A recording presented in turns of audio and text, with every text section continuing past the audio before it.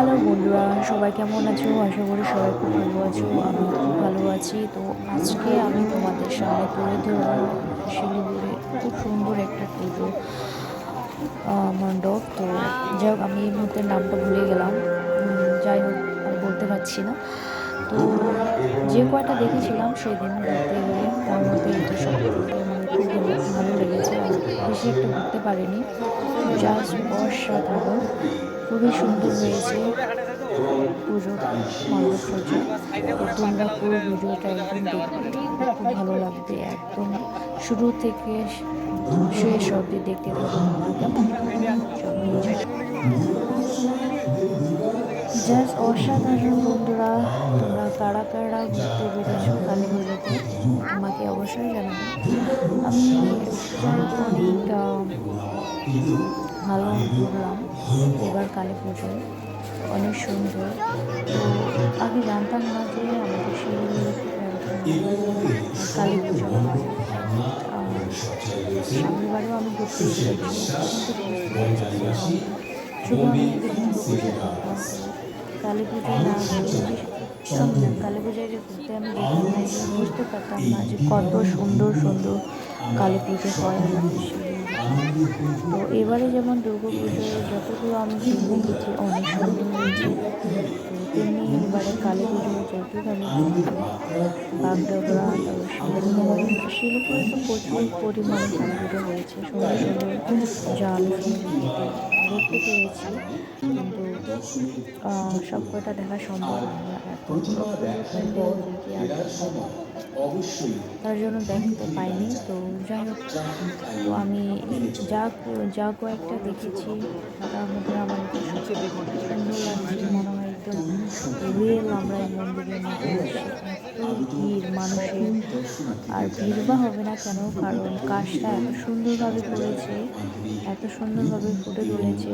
মাই god, সত্যি অসাধারণ অসাধারণ, জাস্ট অসাধারণ এই মন্দিরটা। মানে শিলিগুড়িতে যতগুলো প্যান্ডেল হয়েছে এবারে কালী পুজো সজ্জা, তার মধ্যে মানে টপের মধ্যে এটাও পড়ে, তাই না? তার জন্য এত ভিড়।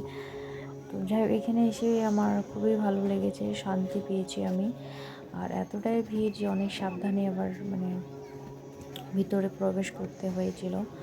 এতটাই সুন্দর, তোমরা দেখো কত সুন্দর আলোকসজ্জা, মানে জাস্ট ওয়াও, মানে মনটা একদম ভরে গেছে এগুলো দেখে। খুব একদম ধীরে ধীরে আমরা ভিতরে প্রবেশ করতেছি এই মুহূর্তে। ভিতরে প্রবেশ করে যা অসাধারণ লাগতেছে, মানে প্রত্যেকটা দেওয়ালে তোমরা দেখতে পারবে, দেখো মানে হাতের কাজ এত নিখুঁতভাবে করেছে, এত নিখুঁতভাবে। এগুলো কিন্তু শলা দিয়ে বানানো হয়েছে, মানে যে কালো কালারের, কালো না এটা কী কালার বলবো আমি বুঝতে পারতেছি না। এগুলো সব শলা দিয়ে তৈরি করেছে। মানে আমি ফার্স্টে বুঝতে পারি আমি না কোনো কিছু একটা হবে, তারপরে যখন আমি বাইরে গিয়ে দেখি যে সব এগুলো শলার উপরে কাজগুলো করা হয়েছে, আর্ট করা হয়েছে একদম। আলোক সজ্জাটা কত সুন্দর একদম, মাই গড।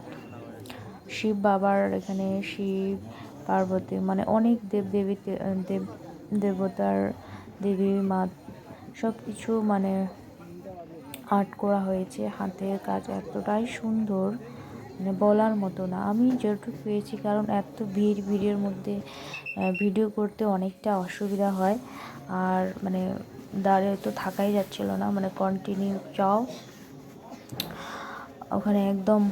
মানে কি বলবো বন্ধুরা, যেমনি ভিতরে ঢুকলাম, মাই গড, বাইরে যা সুন্দর সুন্দর, ভিতরেরটা এতটাই সুন্দর। আর মায়ের প্রতিমা এতটা সুন্দরভাবে কার্য করেছিল, মানে বলার মতো না, এতটাই সুন্দর, মানে বলার মতো না এখানে। তো আর এখানে এসেই সব মানে যাও যাও যাও, মানে ফটো ভিডিও ক্লিক করে দিতে দিচ্ছিলো না। তার মধ্যেও আমি একটু তাড়াহুড়ো করে ভিডিওটা করলাম, মানে এত ভিড় এত ভিড়, থাকতে দিচ্ছিল না, মানে 2-3 মিনিটের মধ্যে বের করে দিচ্ছিলো। এদিকে এত ভিড় ছিল, মানে বেশিক্ষণ ওই ভিতরে থাকার কোনো উপায় ছিল না, কারণ মানুষের এতটাই ভিড়। তো আমরা এখন বেরিয়ে পড়লাম, বেরিয়ে বাইরের রাস্তায় বেরোনোর রাস্তার দিকে, মানে জাস্ট এত সুন্দরভাবে ফটো তুলেছে। আমি যেটুকু পেরেছি ক্যামেরা বন্দি করার সেটুকু আমি জাস্ট করেছি। আমি তেমন ভালোভাবে ক্যামেরাও করতে পারি না।